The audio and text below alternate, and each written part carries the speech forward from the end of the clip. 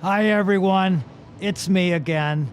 This time I'm all dressed up and ready for the big gala at the Renaissance for the Mayo Society. Oh, wait a second, though. It's not Saturday night. It's Thursday afternoon, and I'm not at the Renaissance. I'm here at Progressive Field, as you can see. Yes, it's true. Unfortunately, or maybe fortunately, depending on your perspective, I am not going to make tonight's event. I'm just a few blocks away, cheering on our Cleveland Indians as they take on the Toronto Blue Jays in the American League Championship Series. We talked about this possibility many months ago when I was approached about this award, and I cited it as a possibility that I might not be here because of the American League Championship Series. Possibly I even didn't believe it, but here we are, and it's certainly great for us, and it's great for Cleveland. So I'm going to miss you all tonight, but I'm going to take this opportunity by video to say a few words. And first, let me start by thanking the Mayo Society for this award. It has been a great honor, and frankly, an honor that I've grown to appreciate over the last few months as I've had a chance to think a little bit about my Irish heritage. Let me also thank Jerry Quinn and Tom Scanlon, who I've gotten to know through this process, and I should also thank Jim Dolan, who I understand nominated me for this. I also understand that we have some guests in the audience representing Ireland. Let me call out a few. Mayo County Executive Peter Hines is here. I also understand Vice General Counsel Ragnar Almquist is here. Ragnar, I hope I pronounced your name correctly. And we have a contingent from ACL here, Terrence, led by Terrence Dever. So welcome. I also understand from Chicago, representing Galway University, we have Seamus Kavanagh. So welcome all representatives from Ireland. Hopefully I had a chance to meet some of you yesterday at the event at the clinic. But for those I didn't get the chance to meet, I'm sorry. I hope you have a great visit to Cleveland. Last, in terms of my greetings, I would like to introduce to all of you my sister-in-law, Janet Rath Kalaluka. Janet is here representing me tonight. She is my wife, Karen's sister. You met Karen in the video earlier. Janet is one of our public servants. She currently sits on the bench at the Cleveland Municipal Court and is running for Cuyahoga County Domestic Relations Judge. Thank you, Janet, for standing in for me, or pinch hitting, as we say. I would also like at this time to maybe apologize a little bit for that video you just saw. Apologize for a number of reasons. One, the acting.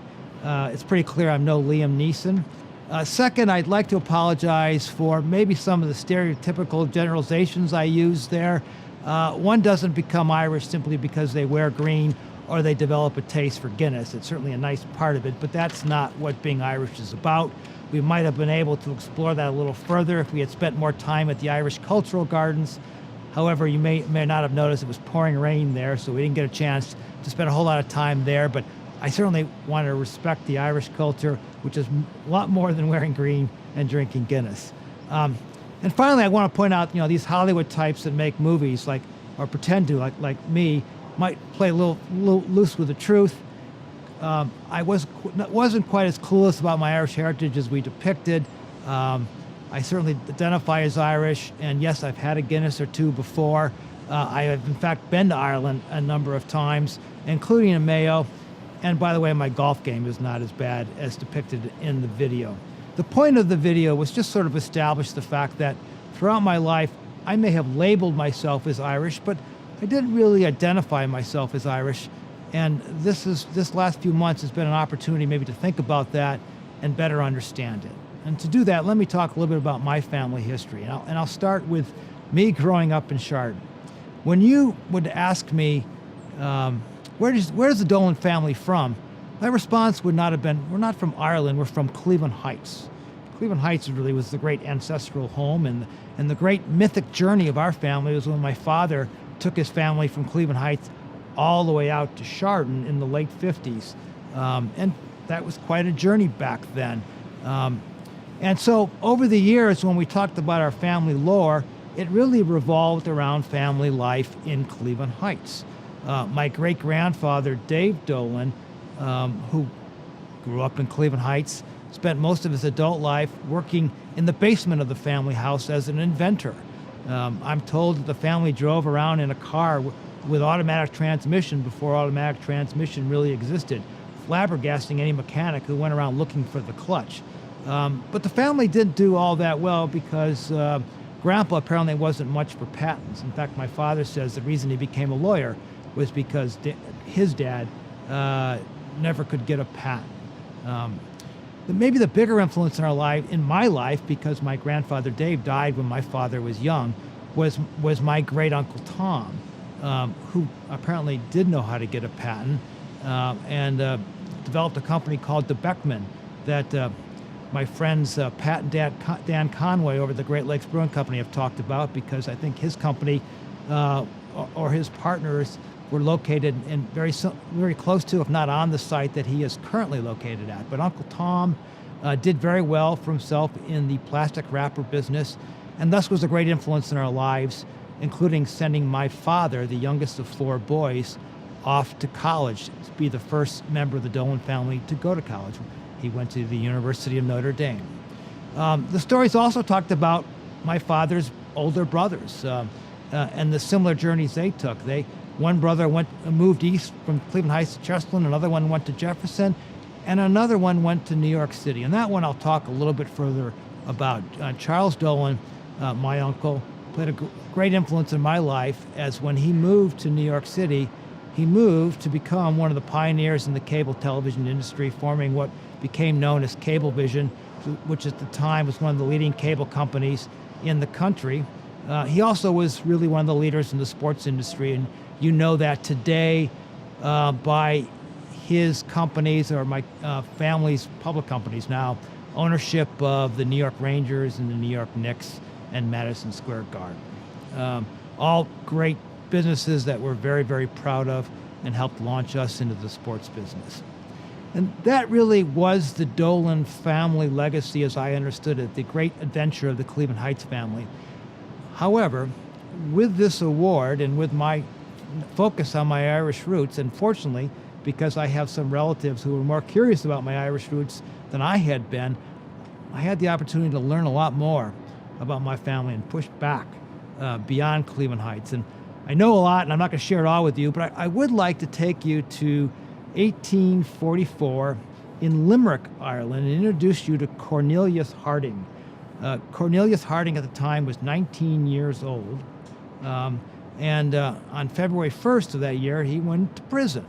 Apparently, he didn't get along very well with the British authorities, wasn't terribly interested in getting permits and license to do certain types of business. And he was in prison until August 19th, 1944, where he was released. And on that same day, he took as his bride 15-year-old Catherine Marie Smith. I don't know anything about their courtship, but those two became my great-great-grandparents. Who knows what they thought about the future at the time and what it would hold for them. But what we do know is they produced 11 children. Not all of them survived childhood. And in fact, my great-great, I lose track of the greats, grandfather Cornelius didn't really survive the process as well. He died alone in a Limerick workhouse. And he died alone because prior to that, my great-great-grandmother Catherine and 7 of the children made the journey from Limerick, Ireland, ultimately to Cleveland. Why they chose Cleveland, why they left Ireland, I do not know. But I do know that they set up sometime in the 1870s in Cleveland, and that my great-great-grandmother became widely known in Cleveland as the Spice Lady, who sold spices on Public Square. And she also set up a boarding house, and that boarding house became relevant in my family life because another young person, a young man named David Dolan, was born in 1858 somewhere in Ireland. Don't really know where, maybe Mayo, not sure. In fact, we'll claim him as a Mayo guy. We don't know much about his family, but what we do know is he ended up in Cleveland in the 1870s working as a laborer in a steel mill, and he boarded in that very boarding house that my great-great-grandmother started. And there she met one of Catherine's daughters, Frances Mary Harding. And in 1880, David and Frances are married and became my great-great-grandparents. They gave birth to 9 children. two of those being my grandfather, David Dolan, and the great Uncle Tom that I referred to. And that is the Dolan family history that I've learned, and the connection back to Ireland, which gives me some credibility today to stand before you as an Irishman. But where my real credibility comes from is from my wife, Karen, who, were I here, I would be introducing her right now and having her stand up. But you met her already in that video. Karen's family, growing up in West Park area of Cleveland, is through and through Irish. They have worn their Irishness on their sleeves throughout their lives, and because it's been an integral part of their lives. Karen's mother, some of you may know as Jean McNeely, also from Ireland, obviously. But the real star of the show is Karen's paternal grandmother, Bridget Gilty, because Bridget came to this country from Achill. What I know about Bridget's story is that at age 12, after losing apparently a couple of brothers in the conflicts with the British, came over on her own, sponsored by somebody here in Cleveland, to live here in Cleveland. Extraordinary journey. Yeah, as a parent now, I can't imagine letting a 12-year-old travel alone across the Atlantic, particularly at that time, the early 1900s, excuse me. But an extraordinary journey, and that led ultimately to her meeting what turned out to be Karen's grandfather, and Karen's rather Irish family flowed from that. So I may not be from Mayo, but Mayo roots are very strong in the Dolan family, at least the Dolan family that I am part of now. And I've learned as well how important the Mayo roots are to Karen's side of the family. Long time ago, I was at a family gathering, and family and friends sometimes gets blurred together, but talking to a fellow named Joe Malloy, talking about Karen's family, and he brought the news from Achill Island that the family had just received indoor plumbing. And I was rather amazed at that, because one, indoor plumbing, I kind of thought we all had that, but some of us got to it later than others. But more, I was amazed by the fact that they were connected to people, to real live people, real family back in Ireland, and what an important part that was in their lives. Made me realize that whether we're in Cleveland or we're in Ireland, we're all still part of the same tribe. Did I say tribe? I did. So let's talk a little baseball. I learned, as you saw in the video, that they don't play much baseball in Ireland. But what I also learned is when the Irish came to America, and particularly to Cleveland, they took up baseball with a vengeance. In Cleveland, baseball was just becoming popular when the Irish started to arrive. Our first team was in 1865, and that's just when the Irish were manning our steel mills and working our ports. And in 1879, when the first team in the National League was formed in Cleveland, the Cleveland Blues, they were known throughout baseball as the most Irish team in all the game. They had 6 starters who were Irish, and in the following year they added a 7th. So very, very Irish team. I understand 3 years later, Hugh One-Arm Daly threw the first Cleveland no-hitter. We could probably use Hugh this weekend against the Toronto Blue Jays. I also know that around this time, one of the most prominent families in the history of baseball, the Delahanty family, were 5 brothers who lived on East 34th Street here in Cleveland, all played in the professional baseball, including Ed Delahanty, who played for various teams in Philadelphia and Cleveland, who became one of the most prolific home run hitters, at least from the dead ball era perspective, in all of baseball, and is now in the Hall of Fame. In 1901, the American League was formed, and Cleveland had a franchise, the franchise which is now today the Cleveland Indians. Its first manager was Jimmy McAleer, who turned out to be no Tito Francona, but at least he established the Irish with our franchise. A few years later, in 1919, Steve O'Neill joined the Indians as a catcher. The next year, he helped lead the Indians to our first World Series. Steve ended up as a manager for the Indians. And then later on, interestingly enough, members of his family, the O'Neill family, owned the Indians. They owned the Indians from the 70s, in the 1970s and the 1980s. And not long after that, starting in year 2000, the Dolan family joined the history of Irish lineage in Cleveland baseball when we bought the team. We've owned it now. This is our 17th season, which makes us either the longest or the second longest tenured owners of a baseball team in Cleveland. It certainly had its challenges, our ups and downs on the field, although I think you'd be surprised to know that over the course of that 17-year period, our record is pretty good relative to other 17-year periods in history of Cleveland baseball, particularly if you factor in some of the challenges that have arisen in recent years with baseball economics and the introduction of cable TV. But that is a talk for another time. What I would say is that for the Dolan family, owning the team has been a absolutely wonderful experience. It has been a great family affair. For me, it's been an opportunity to work with my father over the years. It's been a chance for our family to get together on a regular basis. I think on any given night, if you look up at the owner's suite, you're not going to see the titans of business and industry. Rather, you're going to see a bunch of young kids running around playing their own baseball game while the big boys are playing down on the field. And it's been just a great opportunity for me to interact with my sons, celebrating division titles, doing all kinds of great baseball things, creating what we think is a strong family atmosphere, one that's, I think, has spilled over into the culture of our organization, because I feel like with that sort of family influence, we've created an atmosphere of trust and caring, which I believe has had an influence on the organization. If you've studied our organization, you've seen a level of continuity and a emphasis on personal development of people, making them better rather than possibly discarding them. And we hope and we believe that has been a competitive advantage for us. And maybe that's manifesting itself this year, as we're obviously having a great year. I consider this sort of our Irish ball club, if you will. We're a little small, maybe a little underestimated by people, but we're sneaking up on people, and whenever we have a challenge, we rise to it. And hopefully we're in the process of doing that right now.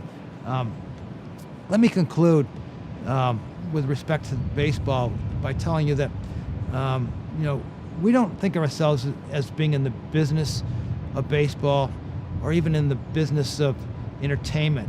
What we say is we're really in the business of creating memories, of celebrating families, and of connecting generations. And that's certainly been true in my family. I think back to my father telling stories of going to the 1948 World Series, and I remember as a kid going with my parents to a game on Easter Sunday and watching Mickey Lolich's cousin Ron Lolich hit a grand slam to beat the Red Sox, and I've had great memories today meaning the last few days as we celebrate division titles, and I've been able to do that with my sons. And those are all great family memories that have connected our generation, and it's not unique. It's what we deliver. It's fans today, certainly this year certainly have enjoyed great memories like beating the Toronto Blue Jays in 19 innings and winning our 14th game in a row, or who will forget where they were when Tyler Naquin raced around the base path to beat the Blue Jays on an inside the park home run. And hopefully we're creating further memories today. But there are memories based on family, and they are memories that connect generations, whether it's a parent bringing a child to a game, or a grandparent bringing a child to a game, or a family sitting around recalling experiences they had through baseball. That's really the business that we deliver. And frankly, I think that's what the Mayo Society does by preserving the memories of families who have made the journey from Ireland, and particularly from Mayo to Cleveland, and doing it in a way that connects generations of families who have gone on and then developed lives here in Cleveland, but then reached back to Mayo and other parts of Ireland to connect with the families.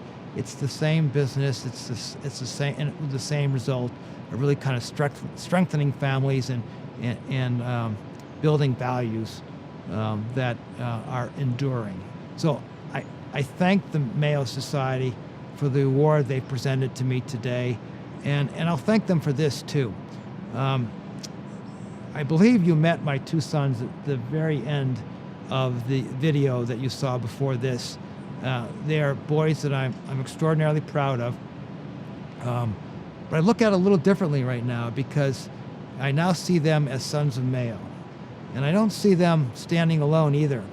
I see the connection to a 12-year-old girl who made the journey from Ackle Island to Cleveland and who became their great-grandmother.